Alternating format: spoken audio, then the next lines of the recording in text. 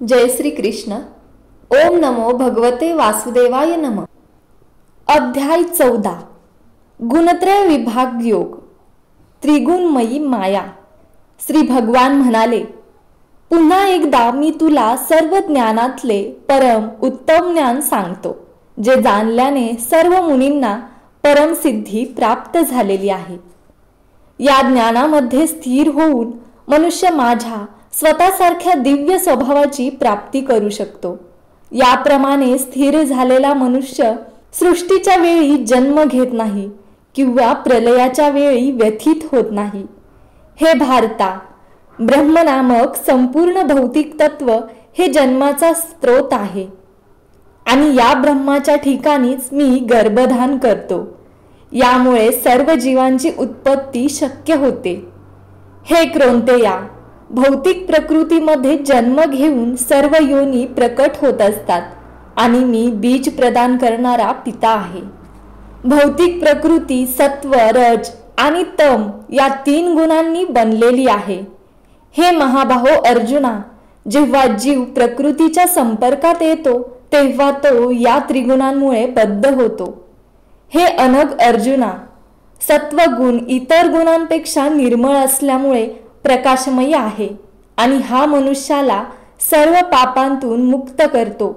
जे सत्वगुणामध्ये स्थित आहेत ते सुख आणि ज्ञानाच्या भावनेने बद्ध होतात.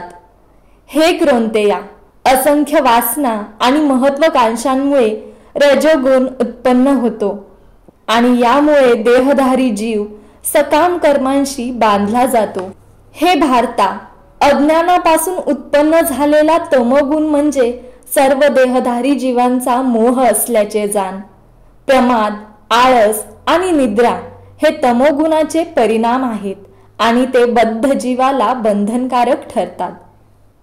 हे भारता, सत्वगुण मनुष्याला सुखाने बांधतो, रजोगुण सकाम कर्मांशी बांधतो आणि तमोगुण त्याचे ज्ञान आवृत्त करून त्याला प्रमादाशी वा मूर्खपणाशी बांधतो. हे भारता, सत्वगुण कधी कधी रजोगुण आणि तमोगुण यांचा पाडाव करून प्रमुख होतो. कधी कधी रजोगुण सत्व आणि तम यांचा पाडाव करतो आणि इतर वेळी तमोगुण सत्व आणि रज यांचा पाडाव करतो. याप्रमाणे यांच्यामध्ये वर्चस्वासाठी निरंतर स्पर्धा चालू असते. जेव्हा देहाची सर्व द्वारे ज्ञानाने प्रकाशित होतात तेव्हा सत्वगुणाच्या प्रकटीकरणाचा अनुभव येतो. हे भरतवर्ष, जेव्हा रजगुणामध्ये वृद्धी होते तेव्हा अत्यधिक आसक्ती, सकाम कर्म, महत् प्रयास, अनियंत्रित इच्छा आणि लालसा इत्यादी लक्षणे उत्पन्न होतात. हे कुरुनंदन, जेव्हा तमोगुणामध्ये वृद्धी होते तेव्हा अंधकार, निष्क्रियपणा, मूर्खपणा आणि मोह हे अनर्थ प्रकट होतात. जेव्हा मनुष्याचा सत्वगुणामध्ये मृत्यू होतो तेव्हा तो महर्षींच्या उच्चतर पवित्र ग्रहलोकांना प्राप्त होतो. मनुष्याचा रजगुणामध्ये मृत्यू होतो तेव्हा तो सकाम कर्मांमध्ये संलग्न झालेल्या मनुष्यात जन्म घेतो आणि तमोगुणामध्ये मृत्यू होतो तेव्हा तो पशूंच्या योनीमध्ये जन्म घेतो. पुण्यकर्मांचे फळ शुद्ध असून ते सत्वगुणी असल्याचे म्हटले जाते, परंतु रजोगुणामध्ये केलेल्या कर्माचे फळ दुःख आहे आणि तमोगुणामध्ये केलेल्या कर्माचे फळ मूर्खपणा तथा अज्ञान आहे.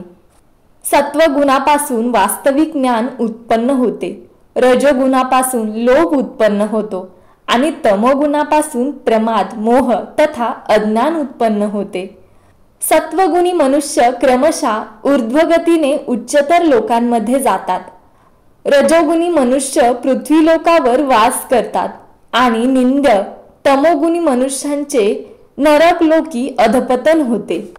जेव्हा मनुष्य योग्य रीतीने पाहतो की सर्व कर्मांचा प्राकृतिक गुणांखेरीज इतर कोणीही करता नाही आणि जो या सर्व गुणांच्या पलीकडे असणाऱ्या परम पुरुषाला जाणतो तो माझ्या आध्यात्मिक स्वभावाला प्राप्त होतो. जेव्हा देहधारी जीव भौतिक शरीराशी संबंधित या त्रिगुणांच्या पलीकडे जाण्यास समर्थ होतो तेव्हा तो जन्म, मृत्यू, जरा आणि त्यांपासून होणाऱ्या दुःखांपासून मुक्त होऊन याच जीवनात अमृताचा उपभोग घेऊ शकतो. अर्जुनाने विचारले, हे प्रभो, त्रिगुणांच्या अतीत असणारा मनुष्य कोणत्या लक्षणांनी ओळखला जातो, त्याचे आचरण कसे असते आणि तो प्राकृतिक गुणांच्या पलीकडे कसा जातो?